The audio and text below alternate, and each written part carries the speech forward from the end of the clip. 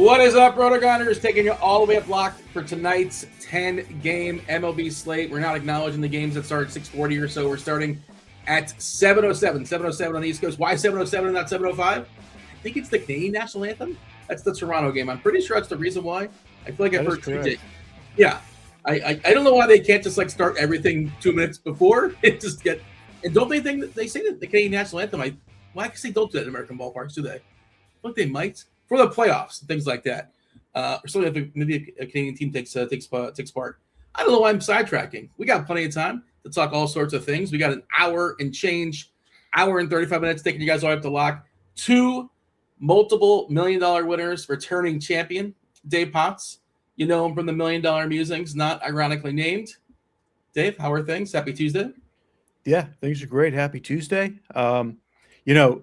Me and Chop have very rarely done shows together. We definitely haven't done any shows together since we are all lucky to be alive. It's at least pre-COVID the last time we did a show together. So this is fun. This is one of the good things of the single show. So first of many, hopefully. Chopper, do you remember the last time you did a show with Dave? I feel like it's been a while too. I don't think I hosted. Let me recollect, Dean. No, I don't remember. It's been a while. So wasn't a football show, probably wasn't a basketball show. I'm sure it was not a football. I would imagine somewhere along the way there was a crunch time that needed me filling in on. Yeah, I mean, really, my recollection of it is like 2000, probably 18 or 19, and we've only done like 1 or 2 shows ever, and we've both been here for a while, allegedly. Just sometimes your paths just don't cross, even though you're working in the same company. It happens. There's a guy that might be working 1 floor above me, and I never knew his existence until I ran into him at the company party. I am down in the basement, so unless you need some stationery or something. Dave is seasonal. Depending on when you catch him, what time of year. I did a show yesterday with Beinford talking about baseball for the first time in, I think, maybe ever. I'm not sure. But that was fun. That was good times. A lot of baseball tonight. Some notable players that are not playing. I did jot this down. Alejandro Kirk not in the lineup tonight, as is Barger. A couple guys in Toronto, a little bit different. No Moncada, no Duran for Boston, no Beatty. The Mets lineup a little bit different. No Beatty, no Polanco, no Alvarez. Also keep an eye on the weather there. Potential weather lurking in St. Louis.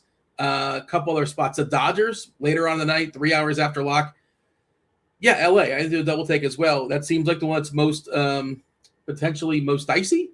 And Shohei Ohtani is throwing baseballs tonight. And I would imagine if there's any kind of delay, Dodgers probably will be cautious. But who knows? That's 5 hours from now as far as the weather. Yeah, Chicago. It's potentially going to be rainy, potentially, and also the wind is blowing in Chicago. It's also cold too, which add that all up, and we're looking at 7 total. Jose Soriano taking on Jameson Taillon. Some aces are back today. Some aces back pitching second time around. Max Fried, the Logans, Gilbert and Webb are both throwing baseballs tonight for the second time this year. Again, I mentioned Ohtani. I think it's his first turn. Former ace Shane McClanahan back from injury.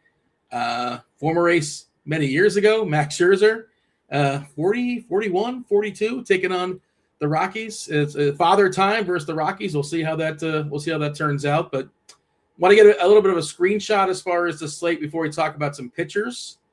Chop, how are you seeing the slate tonight? It feels to me, I have like 5 or 6 teams similar as far as stacks. I don't have one clear. This is my favorite team, and that's that.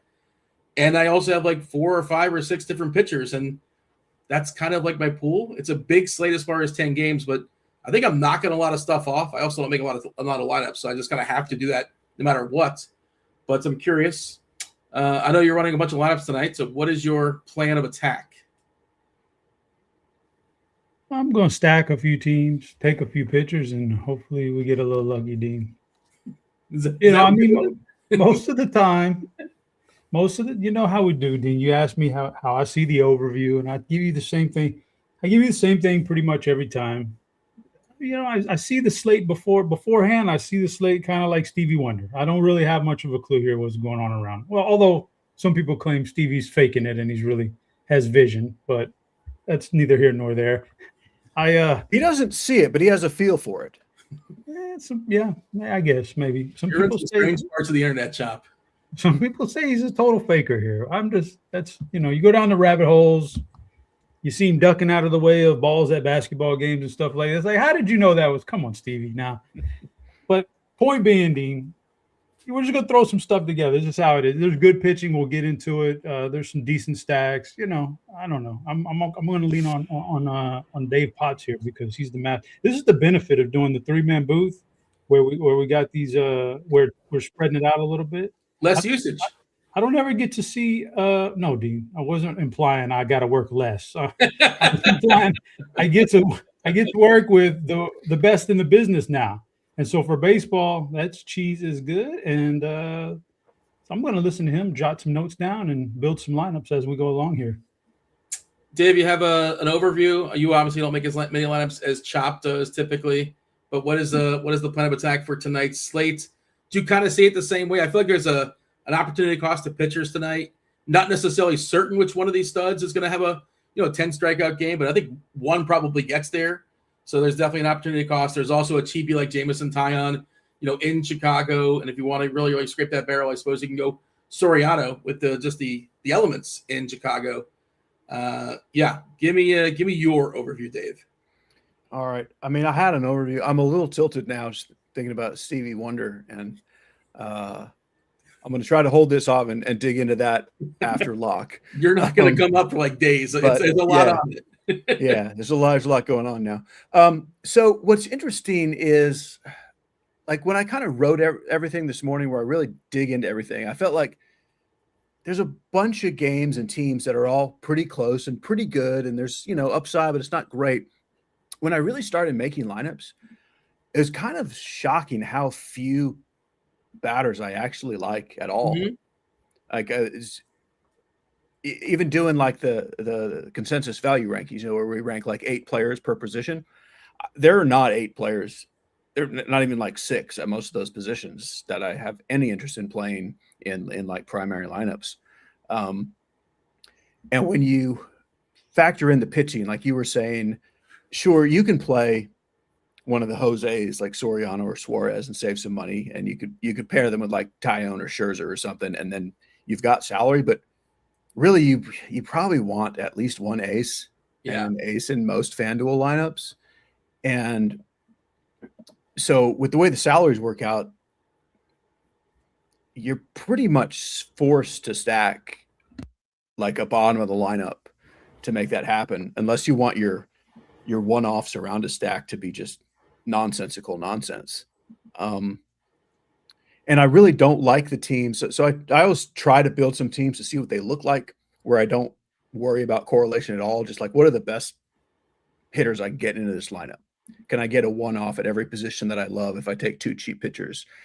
And there's just not that much that I care about to even make that. Like, I can make it work salary-wise, but I don't like the plays enough to warrant actually doing it. So that means my overview is I have a smaller pool than usual for slate this size. And I'm leaning towards just, like wraparound stacks, where I do want any team I'm stacking. I want those couple guys up top. Like, if I'm stacking the Mets, I'm not going to do it without Lindor and Soto. But like, then I really can't afford Bo Bichette and Lewis Robert. And at that point, I don't care who I have. So it's just whoever happens to be next, Jared Young and Carson Bench and whatever. Like, give me the couple guys and then whatever nonsense makes it work at the bottom of the lineup, because I don't like any other cheap or even mid-tier stuff any better than the random nonsense. I think the Mets are one of the best teams actually tonight when it comes to random nonsense. You hit on some of the guys. Young is 2K on DK, which is really, really useful. Vientos, Benj is pretty cheap. I can't play Luis Torrens. I just can't do that. I just can't. He might randomly homer, but if it happens, so be it. I think Colorado is kind of interesting for some of those cheapies as well. Rumfield was one of the best like cheap first baseman. Might be replaced now by Young, depending on how my lineups go. And Toronto, we still have one of the chalkiest pieces to make stuff work. Even for cash games, I would say is Jesus Sanchez. I was bummed to see Varsho down in the 7 hole. They really hate Dalton Varsho. He just keeps plummeting, starting the 6 hole. Now he's in the 7 hole, but I guess that makes him sneaky tonight. Nobody's going to play him all the way down there, and he's not exactly a discount. But all right, we'll talk about our stacks and all that later on. It's a television Tuesday, Chop. This is your favorite game. You get to show off the Chiefs, how good you are at the game. Yeah, let me pause here and say, Chop, I don't know if you were watching yesterday, but like Dean was just going off about how amazing you are at these games, how no one really stands a chance when you start guessing. So I'm excited to see what happens. A lot of pressure on you. Too much pressure, and Dean hasn't broken down the splits very well. I'm really good. I'm really good at Athlete Thursday for some reason. I don't know. The TV Tuesday fair movie Monday is definitely a distant third for me if we're breaking it down like that. So we'll see how it plays out. We'll give the people the first clue. Again, week free of RG Premium in the Discord channel, RotoGrinders.com/Discord. Just jump in the live stream chat channel. That channel does not cost you anything. Just need to be an active member on RG. You do not have to be a paying member, just a regular member. First clue is scrolling. Steve's all over it. It is book. One guess per clue drop. Tell me what TV show I'm talking about. And Chop likes to play in our side chat here sometimes. Sometimes he'll compile. He'll save up his guesses and fire them off later on, which is an interesting strategy. Okay, pitching. We talked about it here, Dave. Gilbert, the Logans. Gilbert, Webb. There's some tough opponents here, right? Facing the Yankees. The Yankees really struggled last night. On the other side, Max Fried. Max Fried is a really solid pitcher. Hunter Brown. Love seeing him throw over 100 pitches his first time out. I know he was a little bit wild, but he had like 9 Ks or so. Boston, pretty good lineup, but better at home. They've scuffled a little bit as well for what it's worth. Ohtani, keeping an eye on that as far as weather, but he projects really well. How are you seeing how are you separating these studs? You talked about basically having at least one. I'm trying to get 2. Of course, we live in the world of a salary cap. In FanDuel, you can only have only one pitcher, obviously. But Dave, how are you sorting through these studs when it comes to pitching tonight? So I'm not playing Max Fried. I'm not doing as many lineups. If I had 100 lineups, I would have a little bit of all of the expensive pitchers. But I'm fine just not doing Max Fried, not because he's not great, and maybe his matchup is the best out of the aces, so that's fine. But you mentioned at the beginning, like one of these guys probably gets the 10 strikeouts, and it's probably not Max Fried. So I would rather chase the maybes if everything goes well. To me, it is Logan Gilbert, and I think he's the chalk, but probably not like overwhelming chalk. And yes, the Yankees, but man, like it's ridiculous how good he was all of last season overall, and especially at home. Like we're talking like as good as like DeGrom was in his best year. Like it's absurd how good he was at home. And the Yankees strike out as much as any of these teams. So Gilbert's my top guy, and Hunter Brown is second. I just think Hunter Brown is kind of underappreciated. He's almost, the same as these 30% strikeout guys. And I think he may just end up there this year. And yeah, like you said, the leash is a nice thing to know that you have. Logan Webb, if they were all the same price, I don't think I would get to Logan Webb, even though like he's a very similar pitcher to Hunter Brown. They're both great. But like that's a pretty useful discount on both sites, like essentially almost $1,000 cheaper. So those are my main 3. I've backed off Ohtani a little bit, just assuming that we don't know until too late about the weather to make a change off of him. So I still do like Ohtani, but he's fallen to 4th just because of that.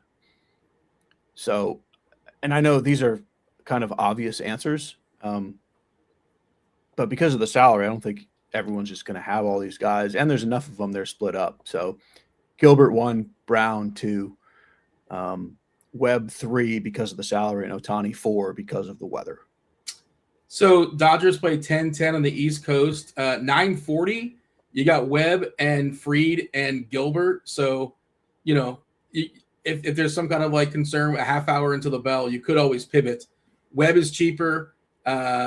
Gilbert is a little bit more expensive. Fried is cheaper, so that's something you can do. So what I did with my DraftKings teams is I don't have Gilbert, Webb and Ohtani together. Yeah. So I can go Ohtani to Webb, and I would gladly do that if it looks like something I need to do closer to then.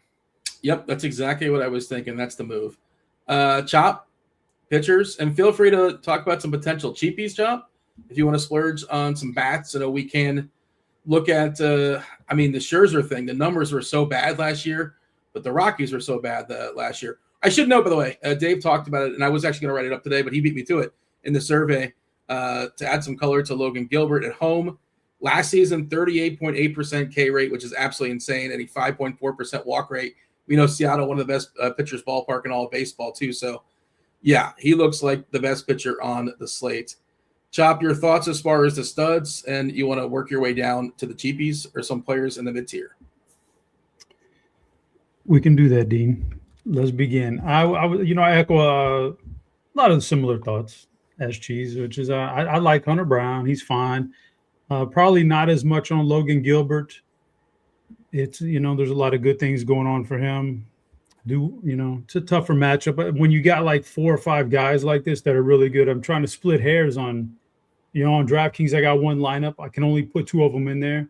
They're probably not going to be too expensive guys. So I got to split hairs on which ones I want to kick out of the mix and which one I do want to play. And Gilbert, because of the matchup, I don't know that I'm going to go there unless I do have to pivot last minute, because I do like Shohei tonight. I like the matchup. I'm not really as worried about the weather. If it rains out, I can pivot. There's like 3 guys in that time frame that you can go to. So he's my ace over there on DraftKings because he saves you some money off of Hunter Brown, who would be my number 2 guy, my number 2 pick if Ohtani wasn't on the slate.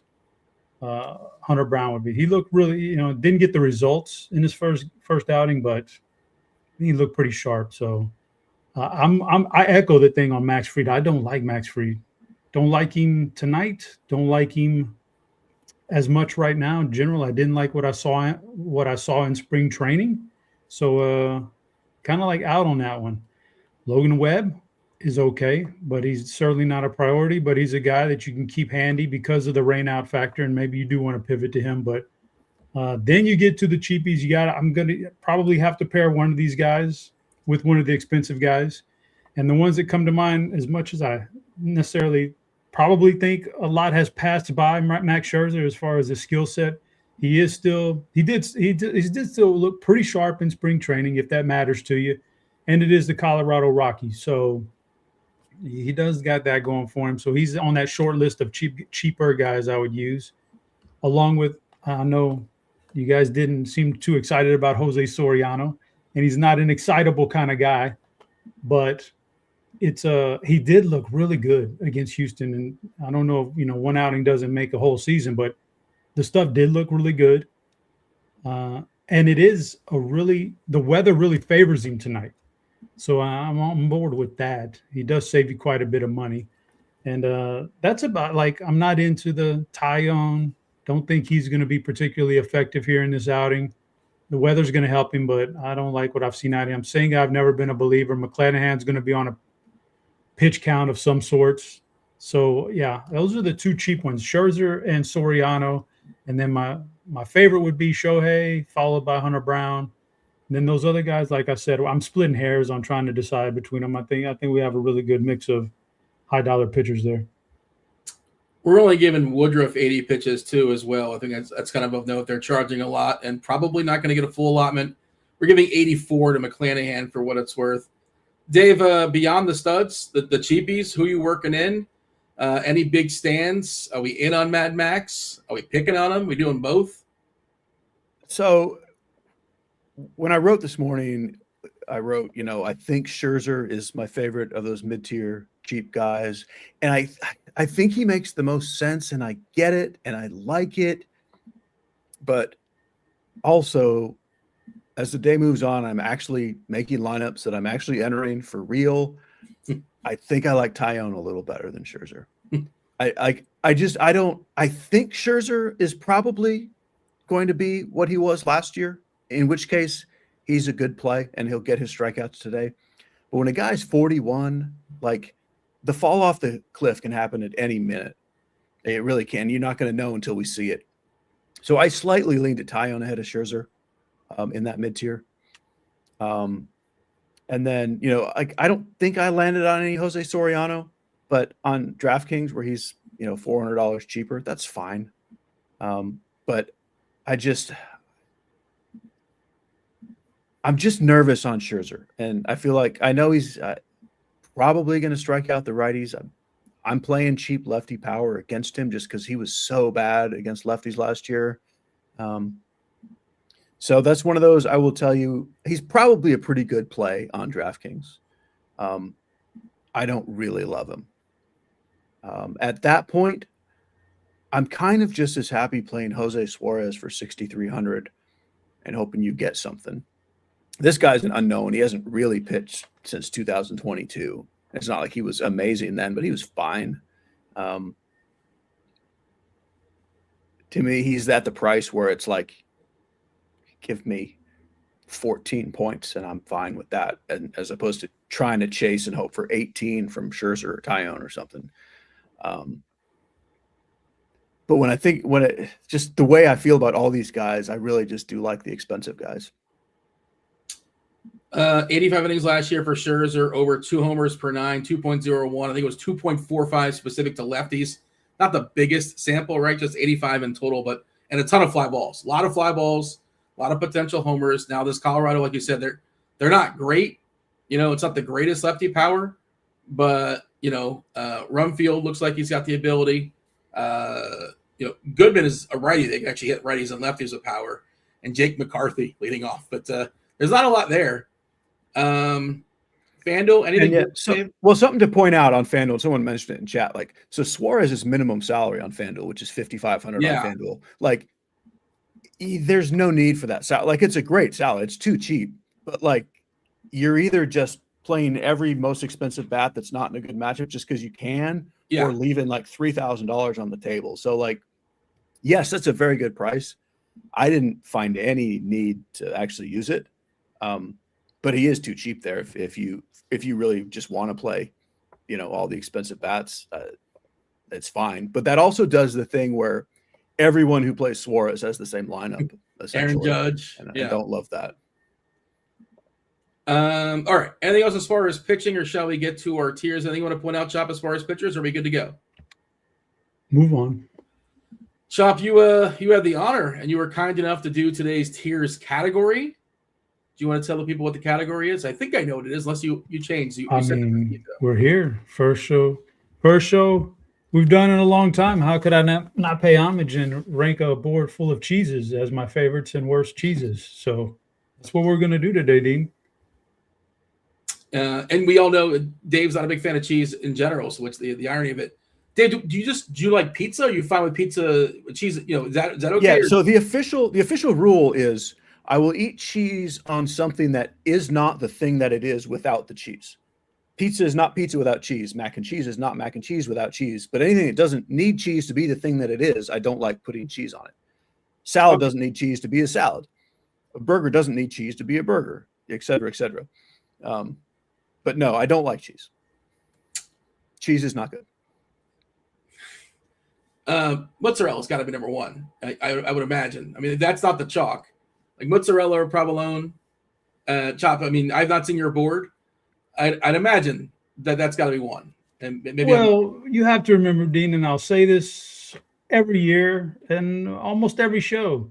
There's not enough spaces on the board to rank everything. Of course. So even if I do enjoy some mozzarella, perhaps it didn't make the board because there's just not enough spaces up top.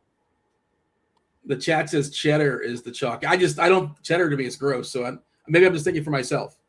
But cheddar is the chalk. Maybe cheddar is the chalk. Oh, Dave Potts. Yeah, look at that. How could you not see that one coming, Dean? You know what? It's I'm still in spring training apparently, but yeah, that was super obvious. That makes a lot of sense. Explain the board here, Chopper. So I'd like to also back up Dave Potts on this one and say I'm not a huge cheese guy. Like most of the time when we go out to eat or like my wife's made, if she makes a burger and she's like, you want cheese? I go, nah, I don't need it. I mean, it's okay. It adds a little something to it, but not enough for me to like, so I usually don't add cheese to things, but I don't mind cheese, but I back him up on that one. Obviously, number one going to be cheese is good. Cheese, best favorite cheeses. This is cheese. He's the best, man. He's the best in the business. Got to have that one up there. So he bumped out, some pretty good cheeses up there. So he's going to make it. Now, number two, I'm going queso. I know what queso means in Spanish. Queso means cheese. How can cheese be, There's actually queso in Texas and some of these southern states. Cheese? It's a specific style of cheese that you dip. So you could throw some Rotels in the queso. You could throw some hamburger meat in the queso. All kinds of different things you add to a queso. It's queso. It's a southern dip. So that's definitely one of my, like when you go to Chili's, you get chips and queso. They bring you out the queso and it's white cheddar and it's melted down and it's delicious. Cream cheese I got in the middle. Not like I don't have to have cream cheese. I'm not a fan, but sometimes my kids will buy it and they'll start dipping some crackers in there and just kind of like eating it with, and I'm like, okay, that's not bad. I get a couple, not bad. So we can go that route. Number 4 on the list, we're getting down to things I'm not specifically fond of. Cottage cheese. Now, it could have been 5, that's for sure. Not a huge cottage cheese. Like, I'm not sitting there fiending over some cottage cheese. But if you put a little pineapple in cottage cheese, it's edible. It's edible, Dean. I'm not saying it's good. It's edible. So I'm going to put it at 4 and not 5. 5 for me is shaved Parmesan. Now, when I had this discussion with producer Steve earlier, he was not familiar with the difference between, okay, so you go to a restaurant and the guy goes, hey, you want some Parmesan on your food? And he brings out the wheel and he starts grinding on you. That's grated Parmesan, all right? That's not shaved Parmesan, Dean. There's a big difference. Shaved Parmesan is like, it's like a stick of juicy fruit bubble gum, but it's wax and it tastes terrible. Shaved Parmesan is awful. Grated Parmesan, sure, throw it on my pizza crust, throw it on my pasta dish in the restaurant. That's fine. Shaved Parmesan is inedible for me, so that's my board. Fair enough. If you could put cottage cheese in like 17, I'd put it in 17. I've never heard pineapple and cottage cheese, but if that works for you, Dave, you ever had pineapple and cottage cheese? So no, like if we made a list of all foods that have ever existed, cottage cheese would be maybe just dead last or very close to it. I can't do it with. I don't care what you put in it. That's a no for me. Yeah, I wasn't on board with that. I know you're trying to dress it up with the pineapple. I don't think pineapple can save it. But to be fair, I don't think I know what shaved Parmesan is, so that could definitely be worse. I have no argument with that. I'm sure it's terrible. Bobby in chat saying shaved Parm too low. I feel like that's something you'd get in Bobby's restaurant, possibly. Shots fired at Bobby. Shots fired at Bobby. I saw Stevie hanging out in chat. He was taking umbrage with me saying mozzarella. I think I'm on with Stevie tomorrow, if I'm not mistaken. I was looking at the schedule. There's a bunch of games on in the morning, but let's get to today's games. Colorado taking on Toronto. That is our board. Max Scherzer, Ryan Feltner. Toronto, one of the biggest totals on the board. They're over 5, taking on Feltner.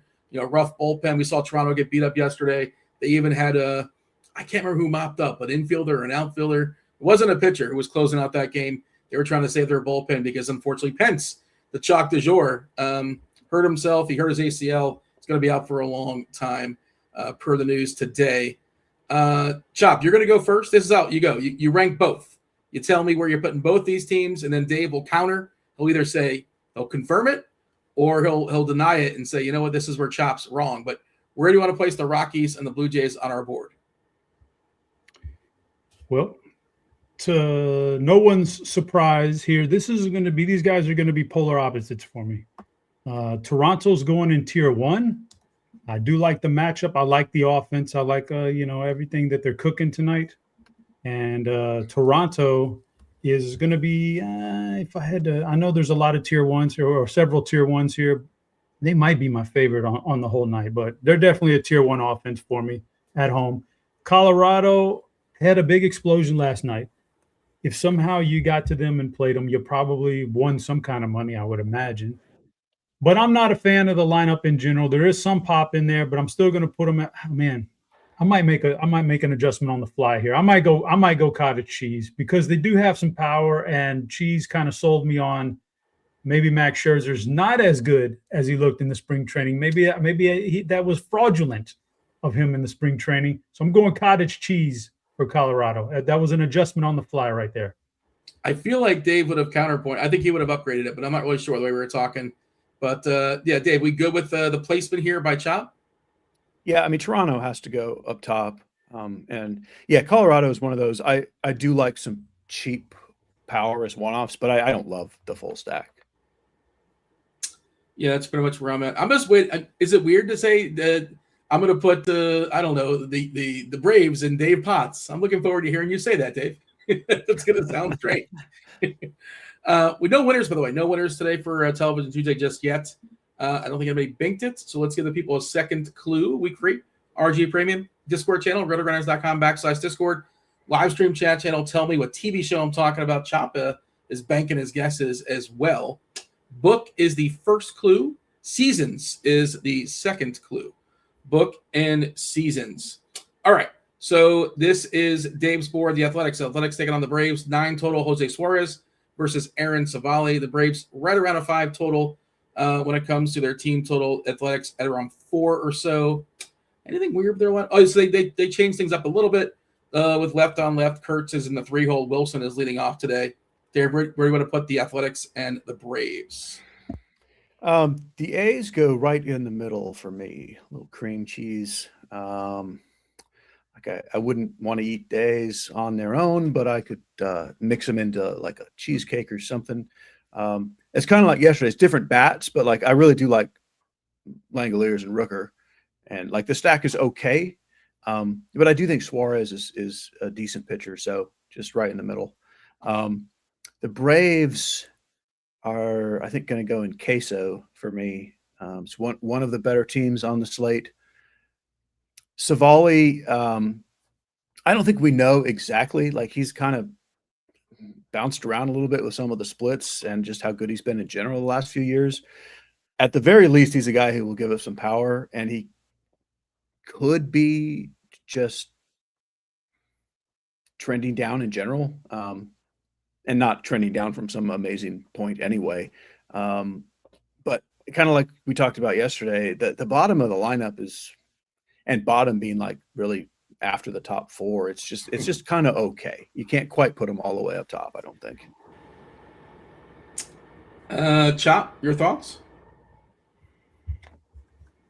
Yeah, I'm not going to disagree with that at all. In fact, I had the A's and cream cheese and Atlanta and queso. It's a toss-up. You know, if you wanted to get really spunky with them, they could have gone up top. But I definitely see queso as a good category for them. So I have no disagreements with that at all.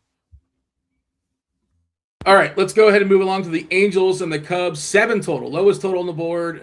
Chicago is the favorite here. Angels barely over a 3 total. Jose Soriano taking on Jamison Taillon. We're looking at temperatures in the 40s. The wind is blowing in pretty drastically from left center. Let me give a refresh to Weather Edge. Last I saw, it was a massive downgrade. You have 42 game sample. I feel like I might have adjusted a little bit. Similar as far as the runs, and not a huge knock as far as runs in that 42 game sample, but a 38% decrease in home runs as far as the Angels and the Cubs in similar games with similar weather. Chop, Angels, Cubs, where do we put these offenses today? We still have Weather Edge? We still have Weather Edge, yes. I have to take a look at that. It's still a thing. You weren't aware of this. Yeah, I'm going to have to take a look at that. All right. So I'm going to say, honestly, Dean, this is one of my least favorite offensive games for this particular. I think you can one-off some guys here, sure. But this board is focused on stacks. And do I really want to stack a team or a game with this bad of a weather situation? I think it's going to play. It's one of the most wind-dependent fields in baseball, and the wind is not your friend tonight for offense, and it's cold weather too. Yeah, this is bad. I'm going Angels tier 5 and Cubs tier 4. I have no interest in stacking these teams in this game. Yeah, I mean, at least Tyone's a fly ball pitcher, but Soriano getting that wind, and he's a ground ball pitcher. So the Cubs can possibly score 7 runs, but probably not hitting more than 2 homers, probably not hitting 1. Well, he might hit 1. But it just does not feel like a great spot for them to pile up a bunch of homers. And, if you nickel and dime your way to 7 runs, that's not necessarily 7 runs is not 7 runs is not 7 runs. You want to be in the homer, obviously. Dave, do we agree? Are we good with Chop? Any issues? Angels hanging out and shave Parmesan, Cubs, and cottage cheese. Yeah, I feel very similar. It's like there are some days where the Cubs in a bad win game, and I think they can score their 7 runs where that's okay. I don't think today is really that, and I don't really see much likelihood of them scoring like 12 on a bunch of singles. So, I don't really like either of those teams. We can scoot along. McClanahan versus Woodruff. 2 of the better skilled pitchers on the slate that are kind of being somewhat ignored, as far as I can tell, for understandable reasons. 7.5 total here at Milwaukee. I guess we were somewhat surprised by Milwaukee not sitting some of their lefties. Yelich is in there. Bowers is in there. Terang is in there. I think we're expecting at least one of those guys to sit. Frelick also in the lineup there for the Brewers. Tampa against Woodruff have a 3.5 total. It's basically, they're a slight dog to the Brewers, have a team total just under 4. Dave, Rays, Brewers. This is one of those games for me that I'm kind of ignoring. How do you feel? Yeah, this game does not exist. It just flat out does not exist. It's super interesting. Like, both of these pitchers have been like elite aces for at least one season in the not too distant past. And I think could both get there this year, but I can't play them as pitchers because I don't think either one has a long enough leash right now. So I think you can stack just waiting for the bullpen. I think the bullpen for Tampa could be a very early thing. And I think that's why the Brewers just played their lefties. Like, they know McClanahan's not going to be pitching that long, and they didn't want to just redo their lineup after 3 innings.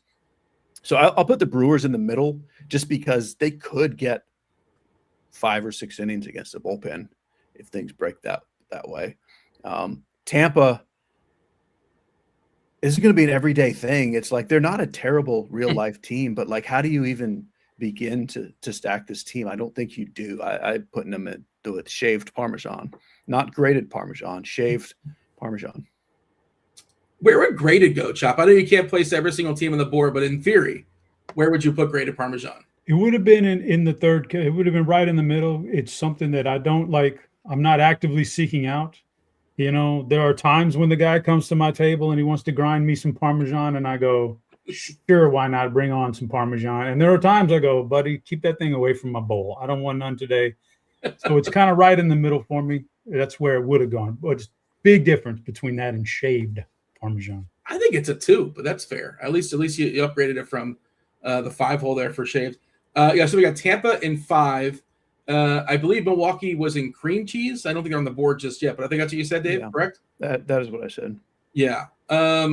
Chop, issues? We good? I actually had both of those rankings the exact same. No difference at all, so I have no difference. But Dean, I do want to point out, now would be a good time to bring out the inaugural 2026 Chopper's Knocker Blocker, because he is a pitcher for Milwaukee coming out of the bullpen. Okay. I want to shed some light and show some attention and some love to Aaron Ashby, who's become an elite reliever, Dean, in his own right. So he's now in his 6th season in base. I don't know if you know this. This is his 6th season in MLB. He's had double-digit Ks per 9 every single year. He's fantastic. I mean, I know it's not sustainable this year, but a 53% K rate, if you're into that kind of thing, he's pretty good. We're into it, yeah. He hits you with that 97 sinker, backs it up with an 82 curve. Curve is unhittable after that. And Aaron Ashby, a phenomenal reliever. I'm going to shed some light on him today. Dave, are you I know you're in the season-long streets and the NFBC stuff. I believe you're in that kind of stuff, but I heard somebody talking about the Rays. I guess it wasn't that long ago. They had a season where they either 14 different players or 16 different players that had a save. And they're talking about how that might be the year this year again for Tampa, because they don't really have an official closer. They were thinking maybe it might be Griffin Jacks, but that has not shown its way. Do you care about these things? Is this something you follow for? I think you're in those streets. I feel like so I'm retired from season long. Oh. So no. So I do not care who closes. I care about who I need to care about knowing how good the bullpens are in each. I care about who the pitchers are, but I don't care about who actually gets the save versus the 8th inning anymore, which is a very nice thing to not care about. I'm guessing you don't miss digging through trying to figure out who the closers are on some of these mediocre teams. No, that's part of what eventually just made me say, I gotta step away from this. I don't have the time for this. The grind is real, trying to figure out those saves and those holds. All right, Mets, Cardinals, Palante, Andre Palante taking on Kodai Senga. Mets have 4.5 total, pretty big favorite here, -160. St. Louis, we talked about it yesterday. They're another one of those teams that at least has some cheap guys that in theory can help, as a mini, if you got to make stuff work as far as salary. We saw Gorman go yard. We've seen Walker homer this year. They're still pretty cheap. Church, Weatherholt, there's still some cheap prices for the Cards. That's probably the nicest thing you can say about them. We did mention the Mets have a funky lineup today. A little bit different with who's not playing. I wrote this down. Beatty. Polanco is dealing with an Achilles, I believe he's been playing through. Alvarez, so we have Torrens doing the catching here. I'm trying to remember who's up. Who am I throwing this to? I apologize. I lost track of who's back. Chop gets to go first here. That's right. Okay. Chop, Mets and Cardinals. What do you got? Let me give you that Kim Jong-un wave, Dean. I don't know if I want that. I'm over here. All right. So St. Louis. Yeah. I'm not in love with this lineup. So even though I don't like Cody Singa too much, like I'm not like I think he might be borderline fraud. I don't know, compared to the expectations. I'm not in love with this lineup, so I'm going to put him in tier 4. It's the Mets I do like. Okay, the Mets revamped a lot. And I didn't like when I saw the lineup and I saw 3 guys were out. And so what it does is really hurts the bottom of the order. The top of the order is still really strong. It hurts your bottom of the order. So I think I probably want to stick more towards the top 6 guys or so, as opposed to a 7, 8, 9 somewhere in there. But I still think it's a strong lineup. I don't mind the matchup at all. I think they made some good additions, man. There were some subtractions, some big name subtractions, but I like the additions they made. I think it's a stronger lineup in general. I'm putting the Mets in tier 1. Oh, producer Steve, that's a shout out for you too, man. Yeah, they were going in there no matter what, probably. Steve loving his Mets. I don't know if I love the Bichette acquisition. I think he's fine. I think he's a little bit overrated. I think the reclamation project for Luis Robert, certainly interesting. K-Town's fine is asking us about rain in St. Louis. We're keeping an eye on that. I'm not sure if you've seen any sort of updates or anything from Beats, but it's still an hour and a half away. We're aware that was potentially a thing, but we shall see. Dave, Mets up in Dave Potts, Cardinals in cottage cheese. What say you? Yeah, I mean, with Luis Torrens in there, they can sit up there with me. That's fine. He's welcome here anytime. I just got to say, it's still so bizarre and tilting to me that his name is Luis Robert and not Robert. Like, I mean, it just doesn't seem right. Like, such a missed opportunity for the whole family, really. But yeah, I think this is a great stack. And like I said at the beginning, like, kind of only Lindor and Soto look fantastic, but it's just everything else. Like the guys at the bottom, and I do think Jared Young and Vientos are reasonable power plays. And Benj, I think, is okay.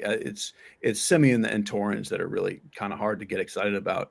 But like Palante was just so otherworldly horrendous last year. And I don't think he's truly that bad. I mean, he does get ground balls sometimes, yeah. But the Cardinals don't have some great bullpen either. I like the Mets up there. Moving along, Boston, Houston, Hunter Brown taking on Brian Bayo, another guy who gets ground balls but doesn't really do anything else. And Bayo, we talked about Brown at the top, good strikeout pitcher, good ground ball pitcher, good longevity. And taking on a Boston team, it's kind of scuffle a little bit. Davis is yours. The Astros are home favorites versus the Red Sox. What say you? Yeah, this is a tricky game. I think the Astros go right in the middle. It's one of those teams like there'll be balls in play. Like Bayo is good, but not great. And it's like, if Babbitt goes a little wonky, you could see them breaking out. If it doesn't, then it's kind of useless other than maybe Alvarez does something. But I think they belong in the middle. Boston sure, it's a good team, but I mean, Duran's out of the lineup. It's not quite as good. And I just think Hunter Brown is really good. I guess I feel they belong more in cottage cheese than Shea Farmer just because they're still a decent team. But officially, I don't have any stacks of them tonight. Chop, what do you got? This is your Astros. 35-year-old Jose Altuve double donging last night. Kind of, I don't want to say broke the slate, but maybe he did. I know I didn't have any. Those Crawford boxes, you don't have to hit that hard when you pull it in Houston. Do you think Dave's placements are correct? Do you take umbrage with the Astros being in cream cheese? What do you got? I actually take umbrage with you saying Altuve needed the Crawford boxes. Both of those home runs would have been out in 31 parks, Dean. 31 parks. They needed the beeper, or you got a signal or something. Let's not start that. We're in our first show, Dean. We don't need to start that already. My goodness. He knew a fastball was coming in that second one. He was like swinging as the pitch was coming. But go ahead. That one's right up there with the Stevie Wonder is blind myths. Now, back to the game here. I actually, in my sheet that I ranked pre-show to get this stuff all organized, I actually had the exact same thing. Houston in 3. I had Boston in 4. I think somehow they slid the Shea Parmesan there. I had Boston in 4 because if somehow, some way you put a couple runs on Hunter Brown and then you get to the bullpen, maybe you could do some damage. So I didn't want to put them all the way down. I put Houston in 3 because they really could go either way. Like she said, I like the makeup of their lineup on nights like tonight, where Pena is in the lineup. It's can be kind of decent, man, because now, well, I tell you what, I didn't look. I thought Paredes, they might have ran Paredes out there, but they're giving Paredes the night off. That's okay. Yeah. Number 3 is a good category for him with no Paredes. I like it when those guys are all in there together, and maybe Jordan's playing the field and they get that. But I can live with Houston in 3 here. It's a decent pitcher, not great, not bad. They can have a good lineup at times when things click. So I'm okay with putting them right in the middle. Yeah, and we're keeping Boston in. Wait, did you move it down to Shea Parmesan? I said 4. I thought she said 4, but I don't know. Yeah, I did. I mentioned both words. I gave a pretty wordy response, but that's where I had them. Okay. I saw Steve kind of bouncing around with it, but we're going to land on 4. Paredes, there was discussion about him not finding a place to hit or to be in the lineup, but they figured it out, and in part because they're putting Jordan Alvarez in the outfield because their outfield's pretty thin. I think he's played the outfield, I want to say at least twice this season. So if you are in those season-long streets and you're waiting for Alvarez to get outfield eligibility, depending on what your settings are, soon, assuming he sticks out there for a game every once in a while. Chop, we got the Giants and the Padres. Herman Marquez, I'm sure he's happy to get out of Colorado against Logan Webb. Logan Webb of the Giants. This is another one of those games that's just sort of happening. It's a 10-game slate. I don't really have a lot to say about it. Chop, I'm curious what you're doing with the Giants and the Fathers. Yeah, I don't know. Maybe it's just my bias for in my head for some reason. I get these West Coast venues like San Diego, San Fran, and this thing. It just doesn't jump off to me like, oh, this is games I want to stack. So for me, okay, against Logan Webb, yeah, probably not. That's a 4 for me at best, a cottage cheese at best. Logan Webb, obviously pretty good.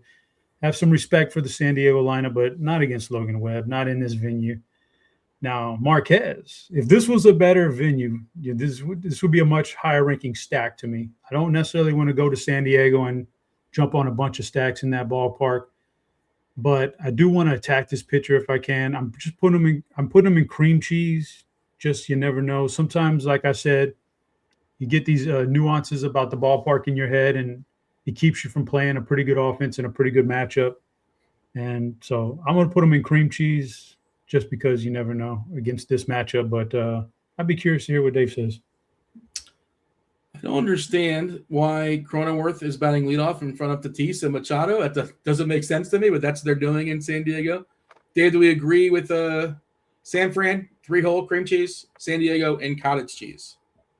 Yeah, I think tonight is the night we find out if 2026 is for real going to be what it has appeared to be so far, which is to say that Randy Vasquez struck out 8 batters in his first game. Emerson Hancock struck out 9. If Herman Marquez strikes out 10 batters, I think we got to just call it a season and be done.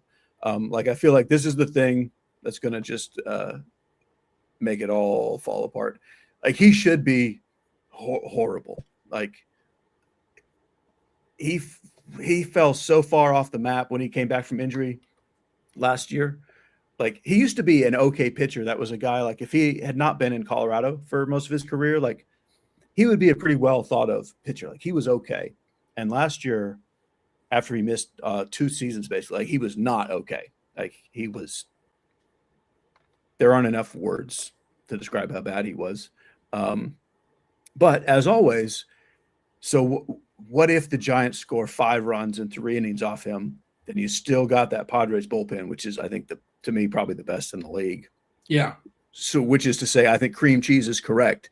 Even though if they were getting a whole game against Marquez, I would put them all the way up. But they're not. So it's more kind of like the A's. Like, I'm playing a little bit of Devers, a little bit of Adames, maybe a little Chapman. But as far as a stack, it's just kind of middle of the road. And then, yeah, Padres, I can't put them any higher than that against Logan Webb. Yesterday, by the way, I know I poo-pooed Lance McCullers, and another guy just out of nowhere. I know he had a couple good spot starts. At least that's not as out of nowhere as Randy Vasquez. Like, McCullers used to be a strikeout guy, so it's not unheard of that it comes back. And Castillo also was dominant versus the Yankees as well, and he's another guy that did not fall nearly as far on his face. Third clue for Television Tuesday. We're scrolling the first 2 as we speak. Book, seasons, mystery. Mystery is the third clue. And you know what? I say that, and I'm taking a look at the Discord channel, RotoGrinders.com/Discord live stream chat channel. It looks like we have a winner already, a winner in 2. So, Chop, you know what? The hundreds of people in Discord, no surprise. I thought Chop was going to have it.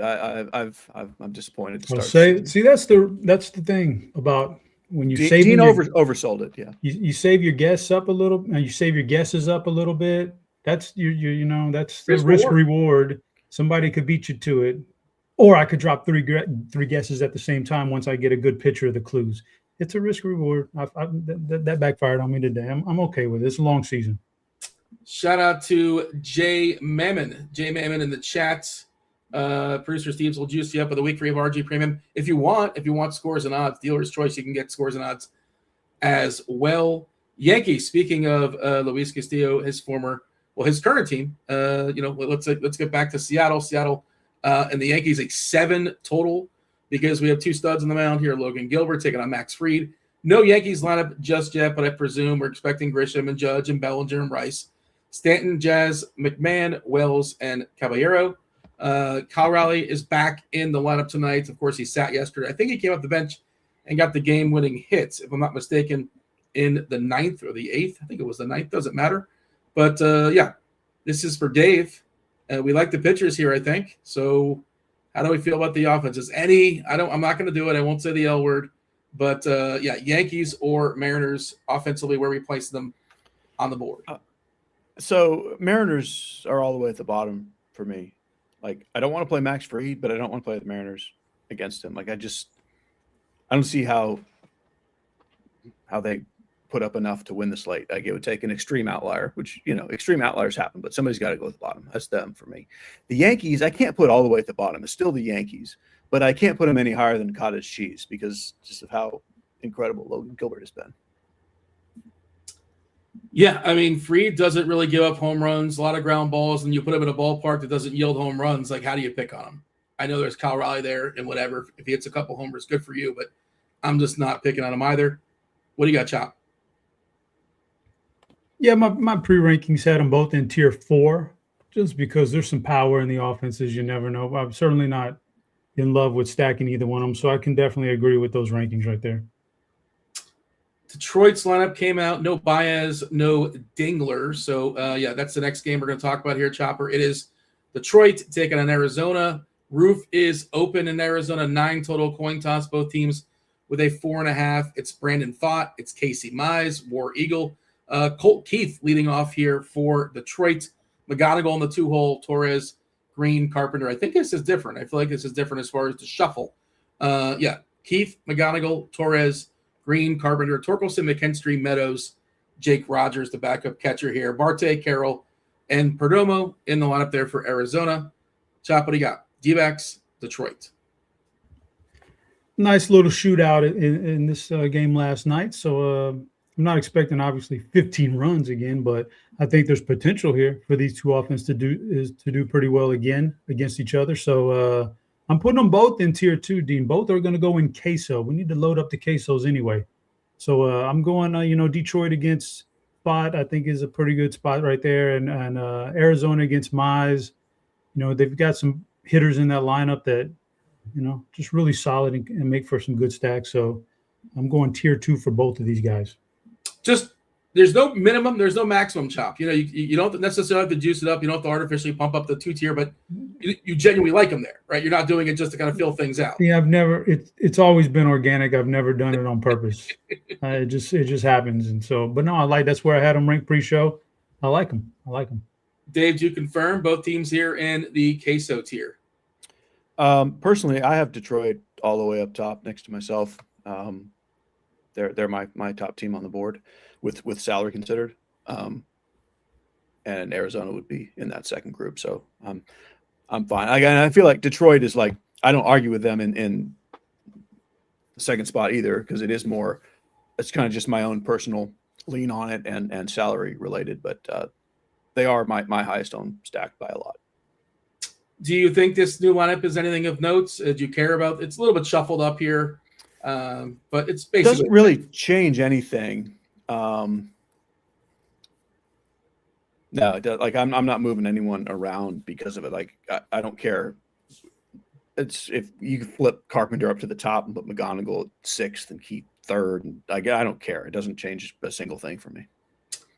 All right, last game. We're going to go position by position. We're done with this as well. Cleveland and the Dodgers. Tanner Bybee, Shohei Ohtani on the mound. Of course, you cannot roster Shohei Ohtani as far as a hitter today, so it weakens the Dodgers stack, but it also makes them more affordable. They are massive favorites, -280, a 5-team total, Dave.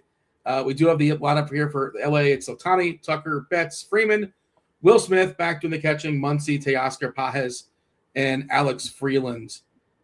No Cleveland lineup just yet. What do you got, Dave?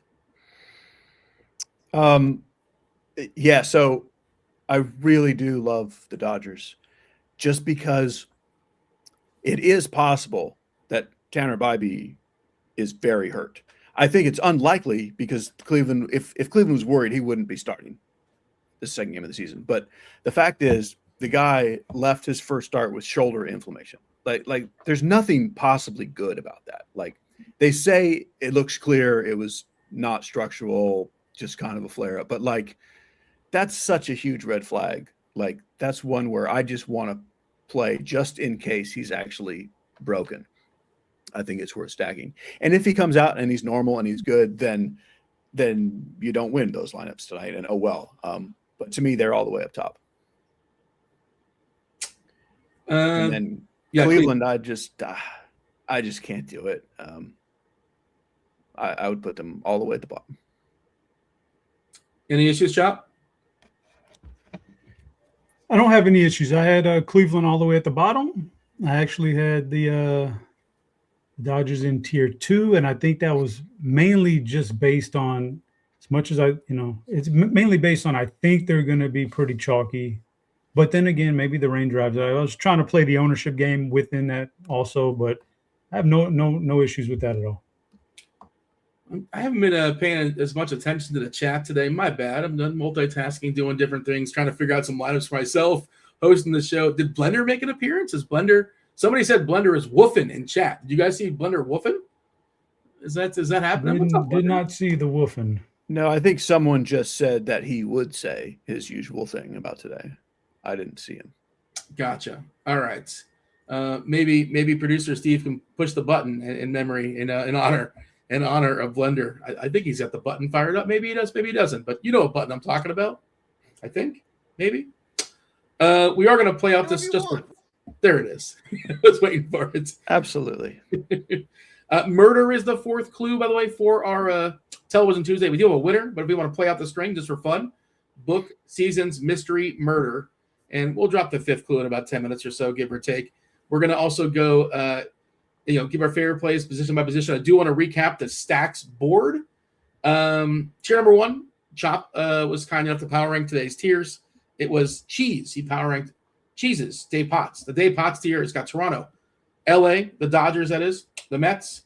Tier 2, Queso, Atlanta, Detroit, Arizona. Cream cheese, tier number 3, right in the middle. Milwaukee, Houston, San Fran, the A's. Tier 4, cottage cheese, Colorado, Chicago, St. Louis, Boston, San Diego, and the Yankees.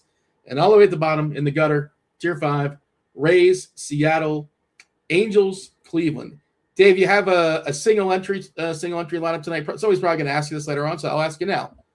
Do you know your main lineup? Have you figured it out? Who are you debating between as far as what team you go to battle with as far as a single entry lineup from a stacking perspective? Yeah, I'm not debating about anything. It's definitely Detroit. That's what it sounded like. That's what I was hearing. You made it pretty clear. Chop, same question. I know you're making a bunch of lineups, so I don't know if you have any as far as one single entry contest. Do you have a favorite lineup, even if not single entry, just in general? What do you have the most of tonight?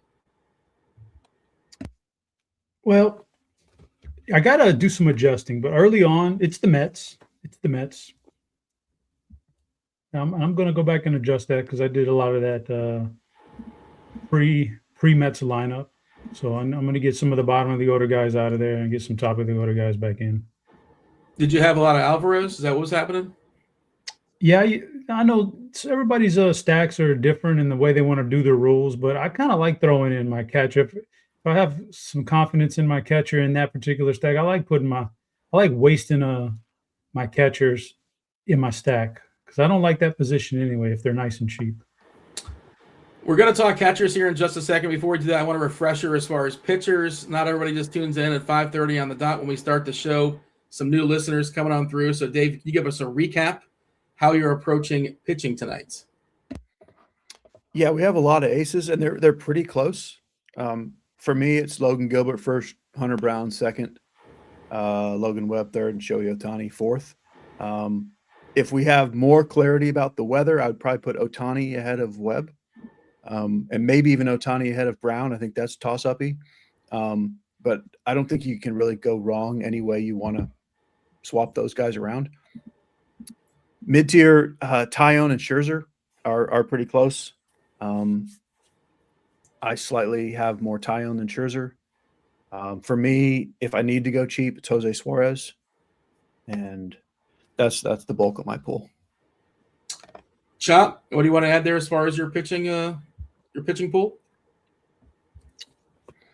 It's I don't have much different. It seems pretty. There's the aces up top, which I'm getting the most of Shohei, and then I'm going to use a second guy who's a little bit cheaper right now. I'm using Jose Soriano on DraftKings in my one lineup, just because I like the weather. I like what he showed in Game 1. I don't mind the matchup in this weather. Typically, I don't want to pick on the Cubs, but in this weather, I'm fine with it. So, and I need to save some money there because even though there's not a lot of great spin-up bats that I like, it still gets really hard to make a hitter lineup when you've got two 9K plus pitchers in there. So I'm going Soriano right now, I like in that range, and I'm going to Shohei in the top range. All right, questions. Trying to hold your questions for the end, like right when we're talking about like homers. Chop, I know you got your knockers coming up. I don't know how you want to work the knockers in. Your BBP suggestion. It's just a suggestion of the night. Is that something that we have a spot to slot that in? Is that going to happen organically at some point? Are these players going to pop up in the rundown? You're the host, Dean. I was going to let you steer the ship, but if you want to wait till the end, you can wait till the end. If you want me to drop it while we go position by position, I can do that also. Let's do that. You can kind of seamlessly work it in. I'd imagine you'll highlight them at some point when we're going position by position. Maybe they are catchers. Maybe your BAP suggestion tonight is a catcher. Possibly, maybe, I don't know. Start us off with catchers tonight. Yeah, so the catcher position, some guys I'm liking here tonight are as much as I didn't like the St. Louis stack, I still like their catcher, nice and cheap. Ivan Herrera. I like a catcher in a decent price range that's bad near the top of the order. He's bad and he's pulling up in the second spot tonight. I like that. Going out to Arizona, Detroit facing off another catcher in a prime position, a really good offensive hitting catcher. And the price tag's even better here, Gabriel Moreno. So he's a catcher I definitely like. And the Drake. I don't know if you've been watching the Drake, Dean, but the Drake is pretty darn good on offense. Playing the catcher position, batting in the second hole, another cheap salary. I like these. Typically, when I'm doing the catchers, I like to stay like under 3K on DraftKings. I like to be like super cheap. I like to punt it almost. But tonight, I like that tier just above them salary wise. I think there's too much value in that next tier, so I like those guys. Drake Baldwin for Atlanta, Moreno, and Herrera. Yeah, I like the Drake as well. I am a fan. I generally don't like punting catcher unless it's like somebody that can hit a homer. And I guess they all theoretically can, but like I want somebody that actually has legit ability. Like a Gary Sanchez, he probably strikes out 3 times versus McClanahan, but in theory he can hit one out. But there's not a lot of power under 3K as far as I can tell. Obviously on FanDuel you don't have to run out a catcher. Dave, who are you looking at the catcher position? Anybody want to add to the conversation? Maybe a favorite punt? Jake Rogers is my favorite punt. Any Tiger is on my board today. But I don't love punting because I think the mid-tier stuff is pretty good. And Langoliers is my favorite if you're just sitting on salary. But out of that mid-tier, I would go Drake Baldwin as well. Will Smith, I'm at this point, I'm not playing any Dodgers outside of stacks just because of the weather question marks. I would put Will Smith ahead of Baldwin if I knew for sure that game was safe. But for now, I'll go Baldwin. And then Moreno's my favorite, kind of mid 3K level. Do you want to mention Combo Pro? You're seeing at least one of the tools we're showing off here, the Lineup HQ tool, which has it's just loaded with information. We really can't scroll to the left, scroll to the right, but we have the tags are in there. You guys both put the tags in there. I'm not sure if you have them today. I think I know I saw Cheese in there earlier. I think I saw Bobby, or maybe that was in basketball. Stevie in chat's got some tags. Yeah, Bobby's got some tags. Chop, there he is. And Kirktees, I think I saw Kirkwood hanging out earlier. So everybody basically that put some tags in here as far as their favorite players. Lurking in chats, ownership stuff, SimLabs you get as well. I should mention the entire package. Yeah, baseball is back. You're getting a discount on your first month. Combo Pro is $64.99, which is the same price that baseball would be a la carte. It does renew at $119 and change after your first month. And again, it includes SimLabs and Lineup HQ and Plate IQ and all the articles and the $1 Million Musings and the expert survey and the rankings and all the things you can think of. And you can also add on. You can get yourself the bat. Derek Carty, if you like the blitz, you'll love the bat. It is a separate add-on sub. New this year, you get betting picks, MLB betting picks from Carty. Dave, talk to me about first base tonight. It's okay. There's not like that one guy that I feel like I have to have, which sometimes we get at first. Devers is my favorite Giants bat. But like on DK, he's really pricey. So I like him a little better on FanDuel, where 3,500 is a little easier to get to. Freddie Freeman, same thing as Will Smith. Like I like him, but I don't think I'm playing individual Dodgers here. So with Vlad Guerrero, I think he's a little too pricey to play outside of stacks. I mean, always playable, but like Feltner's not the worst Rockies pitcher. So I'm not really spending up for him. Nick Kurtz in the lefty, like sure. But I just don't feel like I have to spend salary at first base. I do like Spencer Torkelson. I like all the Tigers. But on DraftKings, I think you just can go all the way down. You could play one of the cheap Rockies lefties against Verlander, Rumfield, and Johnson, and you can play Jared Young for the Mets. Like I do actually, it feels weird to say, but I think first is maybe my favorite position to punt on DraftKings with those guys, chase the cheap homer. FanDuel, it's even these guys are even kind of pricey there. I actually kind of like playing Drake Baldwin at the catcher first base spot for 3K as much as I like anything else. And that's really it. It's not a fantastic position. That Olsen price pretty good on FanDuel at 3.4. I think that's pretty good. You mentioned Devers at 3.5. probably even better, taking on whatever's left of Aaron Marquez. Chop, what do you got at first? Oh, it's a tough one, Dean. This is a tough one. Yeah, I actually like Vlad, and it was easy for me to get to him, and he's in my DraftKings placeholder. And so that was pre-show, and that was pre-Mets lineup. So now I'm torn because you're giving you Jared Young, who's batting fifth at 2K, dirt minimum. Like, man, I don't know. I might have to redo it before this show ends because I like the savings right there. Even though I like Vlad and I can fit him in there pretty easy, that's a really cheap price tag for a guy in that position. So I'm torn on that one, but I like Jared Young quite a bit now. Probably overall my favorite value play. Vlad, my favorite spend up. Matt Olson somewhere right in the middle. Talk about second, Chop. Yeah, second base. Gleyber Torres would be my favorite guy here. Like that, we talked about the Detroit stacks and all that good stuff. So Torres is good, batting third. This is all salary saver, Dean. Like it wasn't intentional, but I'm just not in love with like a lot of the higher dollar guys here. Rengifo batting second, Milwaukee against. I don't love it, but man, that's a pretty good value right there. And I don't want to like Scherzer could be a hit, he could be a miss. So you get a guy batting third at 2,800. Willie Castro, I don't know, man. The value's there. As far as raw like spend ups, if you had your money, Terang is fine. Ketel Marte, go out there and you could almost game stack that thing and feel good about it. But I'm into the value plays at second base. Yeah, salary wasn't a thing. Ketel's my guy as well. You mentioned Marte. Tease, second? I really do like Marte because he's not expensive anymore. Like 3,500 on FanDuel, and he's down under 5K on DraftKings. So this doesn't feel like a spend up in the way that, like, he's not priced up there with like Vlad and Soto and those guys. So I do like him a lot. Yeah, I'm fine with Willie Castro as a salary saver, like Chop mentioned. On FanDuel, Colt Keith is 2,600. I think he's the salary saver there. Other DraftKings cheap stuff, like I'll always be willing to throw a Nolan Gorman in there. Yep. And everything else, I think, is just an in the stack thing.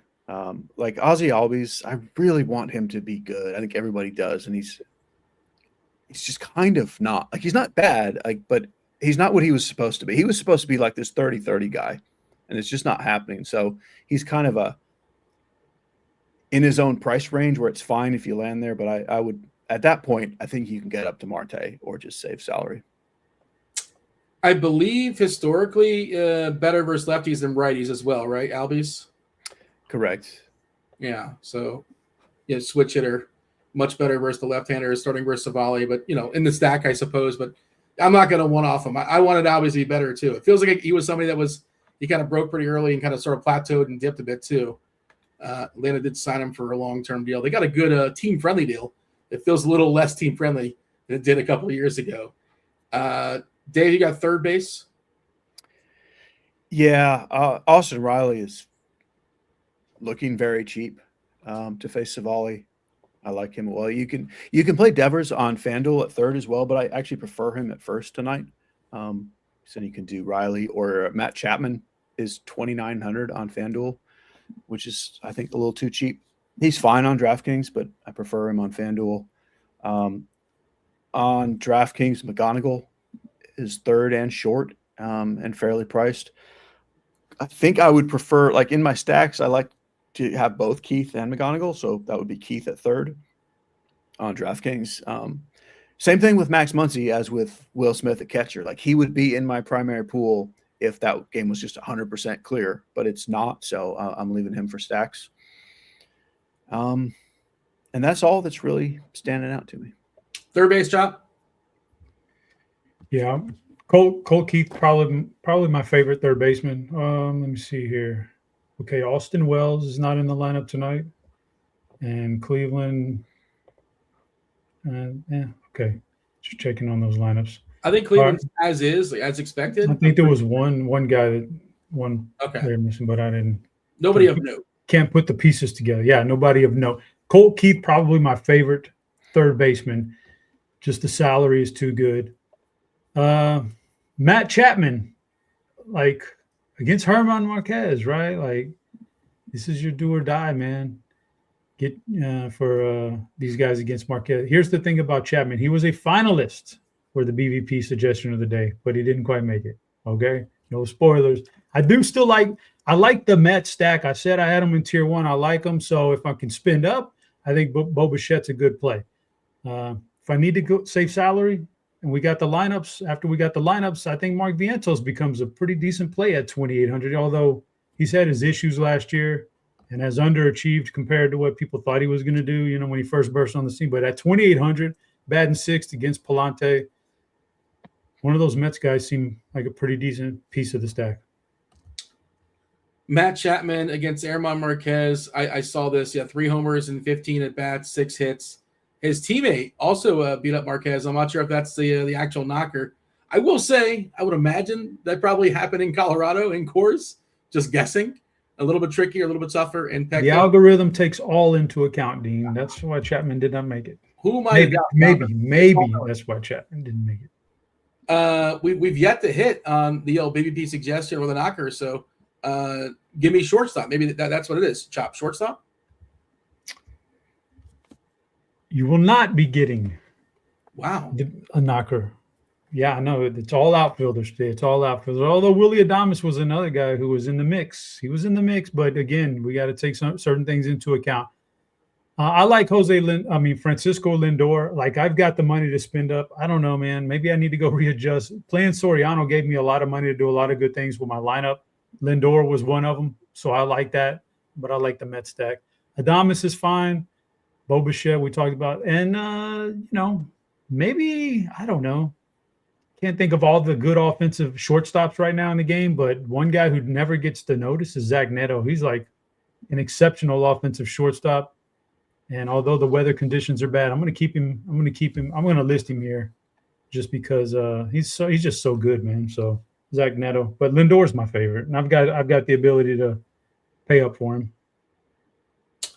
Dave, shortstop? Pretty much the same. Yeah, Lindor is the top guy, and it's really not that hard to have salary, especially that's when we talk about punting at some of these other positions. Like if I'm going one of these cheap first basemen, that's part of the reason. So I can just play Lindor. In everything other than my Tiger stacks, which is most of my lineups, I'm trying to get Lindor. If I can't afford him, then Willie Adames. And those are kind of obvious answers, but there isn't really that much here. Like it's kind of an oddly weak position. Most of the studs are not on this slate. And Neto's in the bad weather game. Perdomo is okay as a spend up to be very different, but I just prefer Lindor. Yeah, no Trey Turner, no Gunnar Henderson, no Corey Seager, no EDLC. Shout out to Andrew Painter, by the way. First career strikeout, clean first versus Washington. Fifth clue, if you're still playing along for Television Tuesday, is vacation. The 5 clues are scrolling. We already have a winner, but we'll reveal how we got there soon enough. Book, seasons, mystery, murder, vacation. Dave, I need some outfielders. You should be able to find some. That's the thing that we have today at all the price ranges. As far as the spend ups, for me, it's Acuna first, and then probably Corbin Carroll second, and then Soto, and then Alvarez, and then Springer. But like these guys are all great. And then same thing as with the Dodgers, all the other positions. Kyle Tucker would have been up there, but he's not outside of stacks. So Acuna is my priority if I can only get one spend up. Mid-tier, Riley Green, Kerry Carpenter. I like the Tigers. Dalton Varsho. Jesus Sanchez is probably the chalky, cheap guy on DraftKings, which I'm fine with. I think that's enough names to mention to start with. If people have questions about other, we can answer them. There's so many outfielders, but for the most part, I'm getting at least one expensive guy, and then hanging around that mid-tier. Cheap FanDuel ones, I think, are Rooker at 2.9, and when we're shopping around. Chop. The Rooker price looks weird. right? But almost nobody's really that expensive, so you still don't like desperately need him. But that does look kind of funny there. Chop, the people are waiting. They're assuming they figured out the logic, the reasoning. I thought I heard music. I forgot the knockers. Got the knocker music and the BVP music. All right, BVP suggestion of the day, Dean. Like I like going a little bit against the grain. People don't want to play anybody against a good pitcher like Logan Webb, but when I see that BVP jump off the algorithm, I got to play some Jackson Merrill. BVP suggestion of the day. I think he sees the ball really well coming out of Logan's hand. So I'm going to go Jackson Merrill, BVP suggestion of the day, Dean. The Choppers knockers come from the outfield, Dean. They come from the outfield today. And I'm going to play both of them in my lineup as of now unless something changes. And these are knockers north of the border, and I'm spacing them out. Space knockers north of the border. Jesus Sanchez. All right, always thrived against right-handed. You should never see the field when a left-hander's on the mound, but man, he can hit right-handers. And I'm going Dalton Varsho. I'm going down. I don't care that he's batting seventh. I don't mind. He's part of my little Toronto stack. I want some at the top. I want some at the bottom. So Sanchez, Varsho, knockers of the day. And as far as like other outfielders, I like Riley Green, Luis Robert, part of my Met stack. There's cheap. There's expensive. Yordan Alvarez is expensive. I think Yordan's seeing the ball really well right now. There's a lot of options here. Acuna, like you said. So, yeah, there's plenty of options. The next 10 to 15 minutes are the chats. The chats, if you have any questions, by all means, load them up for us on the YouTube. Producer Steve's going to pull those. We do prioritize the Discord channel, RotoGrinders.com/Discord, the live stream chat channel. If you want your questions prioritized, that's where we go first. All right. Scrolling up here in the Discord. I'm just going to ask, I figure it'd be easier to get tournament to one guy, cash the other guy. Dave, you mind handling cash questions and Chop tournament? Does that work for you guys? All right. Dave, you're going to be getting, well, this isn't necessarily, I guess this is tournaments. All right. Yeah. Jim wants to know thoughts on Suarez for Atlanta on DraftKings for tournaments, Chop. Suarez? Yeah, man. I'm not into that. I'm not into that play. I get it that he saves you a lot of money. There's so much unknown, and I don't think you have to pay a whole lot more for. Did you say DraftKings? Yes. Yeah, you don't have to pay a whole lot more for Jose Soriano, who I think is just a better option. Period. So, I'm not going Suarez. I wouldn't play Suarez. I don't know. Just to reiterate, Dave, J Sam's asking about our plan as far as Dodgers weather. I mean, it's 3 hours out. You talked about a contingency plan when it comes to pitchers. Ohtani. A half hour beforehand, you can pivot him to Webb very easily. If you have salary and you don't have Gilbert, you can do that. You can also work in Fried if you want. I think you said your favorite was Webb, but I mean it's hard to really have a plan for the Dodgers with 3 hours and change. Typically, it doesn't rain in LA, right? So I assume it's a go, but is that where we're at right now? It's kind of waiting. Yeah, I think they're going to play, but the good news is there's 3 games 30 minutes before it, and there's pitching and offense in those 3 games. So it's no problem at all to get off a full stack or a pitcher 30 minutes before. So I'm leaving in the Dodgers that I have, the Dodgers stacks and the Ohtanis, and we'll check back right before I go to sleep. Dave, NBA DFS putting you to the test here. You love Detroit. They're your favorite team, it sounds like. DK Cash, McGonigal or Keith? I feel like there's a chance Keith gets the hook if a lefty comes in. I would just throw it out there. There are no lefties. That's the beauty. Is there none? Stack. 0. That's part of why I like Detroit so much. I missed that. That's such a coin toss. I think go ahead and play McGonigal. Like I think he's real. So I would say McGonigal, but that's very much a coin toss. Chop DK tournaments. I have 5 lineups. Is 3 shares of Gilbert too much? I don't think so. Yeah, I don't think it's too much. 3 out of 5. You got to take a stand somewhere, man. So he's as good as anybody to take a stand on. He's fine. That's fine. You can get a lot of strikeouts there. Yeah, I'm not saying for today necessarily, but there's times where I'll have 5 lineups and the same pitcher in every lineup. I don't care. Like that's my guy. You can certainly spice it up a little bit today because they're pretty similar, but I'm probably going to have more than 60% Gilbert as well. Dave Jim Paris says thoughts on Soto and Lindor. We like them. We like them. Yeah, we love arguably. I mean, two of the 5 best plays on the slate for sure. So the thoughts are definitely play them if you afford them. Chop Eater wants to know your favorite pitcher for FanDuel tournament. FanDuel GPP. Who is your favorite pitcher tonight? Jose Soriano. Nobody will play him. And I think there's a chance that what he did against the Astros was kind of real, and he's got some good conditions. He's expensive over there. That's why nobody's going to play him. But, I mean, that's just for large field. The $5.55, you got to beat out a whole lot of other teams. Otherwise, play a little bit safer route and go somebody else. But Soriano is very interesting to me. S. Flores, Cheese, 3 FanDuel lineups. Would you choose 2 Gilbert and 1 Webb? Are you okay with that?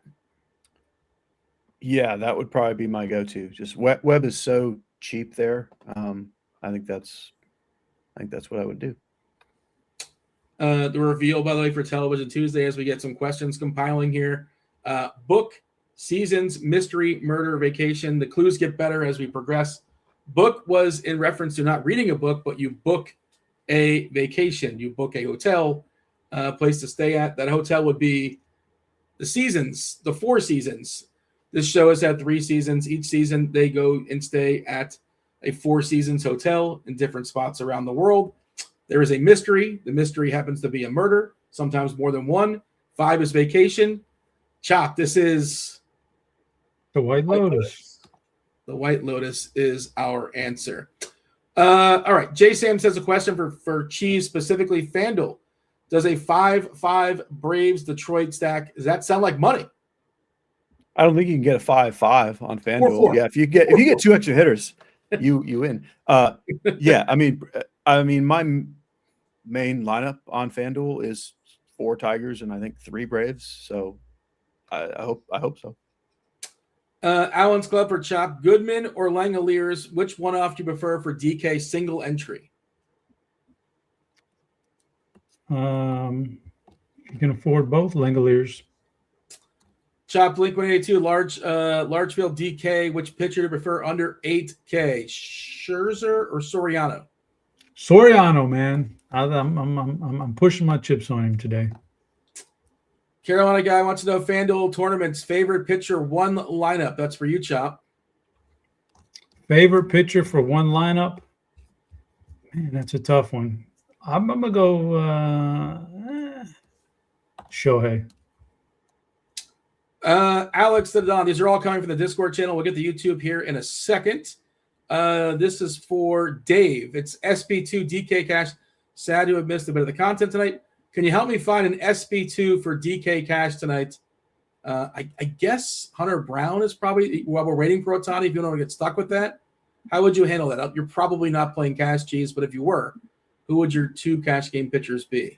Yeah, so just for the record, I'm not playing Cash and I never will be. So these are all theoretical answers. Like I can give you an answer for you to do with your money. It's easier for me to say. If you have the salary, I would play Gilbert and Brown. If you don't have this, if you have kind of the salary, I would play Gilbert and Logan Webb. If you have less the salary, I would play Gilbert and Jamison Tyone. Questions from YouTube are getting thrown up on the screen now. Thank you, Steve. Chop, you're getting tournament questions. Mabs wants to know, this is a gross one, hold your nose. Catcher, a punt catcher, single entry tournaments.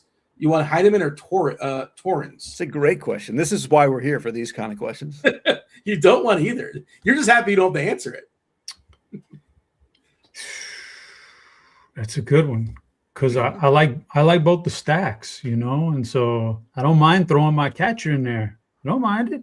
Don't mind it at all. In this case, I go Heineman. I would just say whichever you have more of. Like if you have Toronto guys, I'm not sure if that's necessarily like an a la carte piece. Johnny Utah. There you go. Shout out to Keanu Reeves. DK single entry, Chopper, Acuna, and Senga versus Brown, and I guess that's Michael Harris. Which twosome do you prefer? Oof. As much as We haven't mentioned Michael Harris for a reason. I don't think he's particularly exciting. Yeah, I'm not playing Singa, so it's got to be the Brown side. Got to be the Hunter Brown side.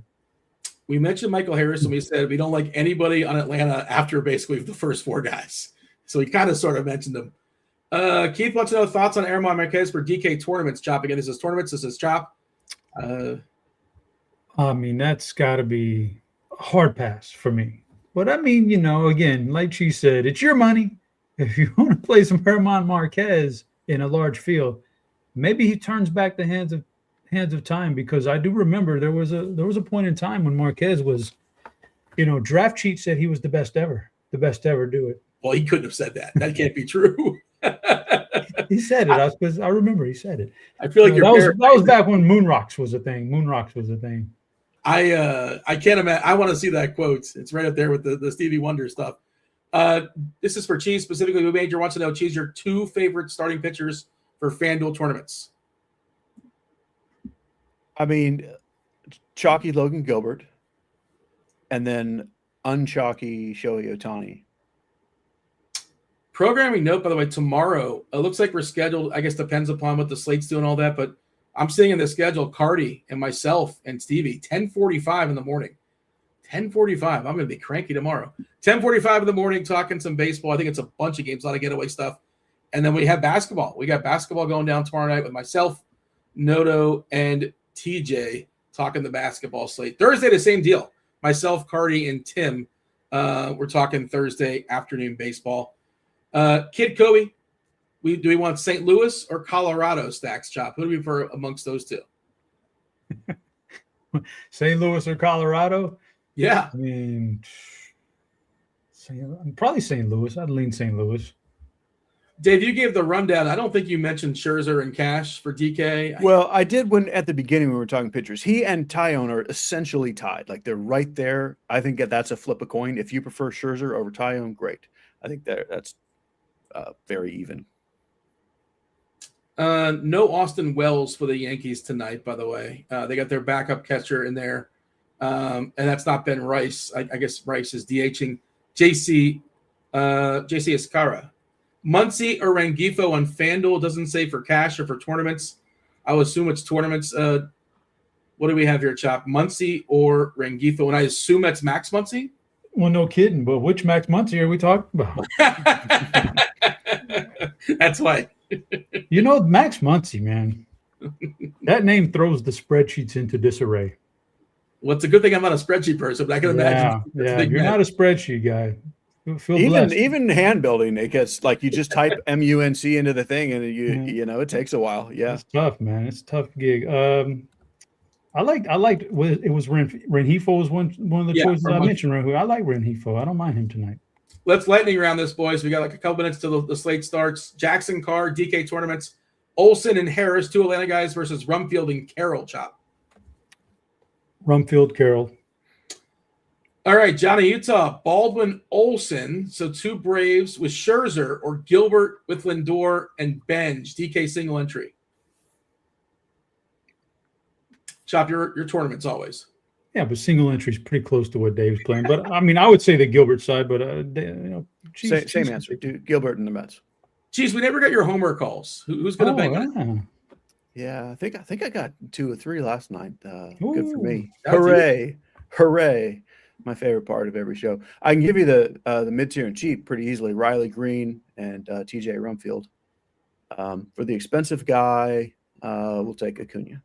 Chop, do we not get knockers? We didn't get knockers. Dean, you are just off your game today. The knockers were disposed of. Remember the music that was like came from I thought that was BBB. was kind of in the background. It was a combo platter. It was the combo platter, brother. Riley wants to know Devers or Olsen. I like them both a lot. Chop, Devers or Olsen? Olsen. Any other questions popping on through? Alex just says, thank you. Yeah, hit that like button on your way out. Do subscribe, turn on those notifications. Yeah, I apologize. I'm asking the questions, and I'm trying to adjust some lineups. And I heard the music, Chop. I just thought that was for I thought that was propriety for BBP stuff. I didn't realize you fired up both a little 2-for-1 deal. I think we hit all the questions. I'm fairly certain we hit all the questions. If I missed your questions, my apologies. Are there any more in Discord? One more here. Beaner wants to know here. FanDuel tournament shop. Bichette Carpenter versus McKinstry and Merrill. Bichette Carpenter side. I see people are asking about like Machado Anthony for 1.5 hits, like runs, things like that. We have tools for those things. Get the tools. Fire up for the tools. And like, as far as probability, and you can actually, it'll let you know. Fire up the pick lab stuff. It'll power rank it as far as the likelihood, and it'll find inefficiencies for you. So Big T's in chat. We need a Big T. I need you to bring you on. Talk to me about this Wiley situation, Big T. Come on, Big T. Get on here, brother. What's up, Big T? Long time no chat. And also ask DC about Aaron Marquez. Apparently, he's the best pitcher of all time. I want to know about that for sure. Big T remembers he was pumping Marquez back when he had the Moon Rocks website. He was starting up. There's a difference between pumping Marquez and the best of all time. There's he space made in some between pretty those outlandish two. quotes on Yeah. it. He made some pretty outlandish quotes. This was Marquez back in the day when he was actually good. Well, yeah, but he was good, but he wasn't even close to the greatest. Yeah, he survived scores. You have to take that up with Draft Cheat. Big T said he likes him. Apparently, DC is still on Marquez today, so we shall see. All right, boys. I think we did it. We knocked it out. Again, tomorrow, early. Get up early with us talking some baseball. That was Dave Potts. That was Chop. Shout out to producer Steve. I was Dean. Hit that like button on your way out. Do subscribe. Turn on those notifications. We're out of here. Oh.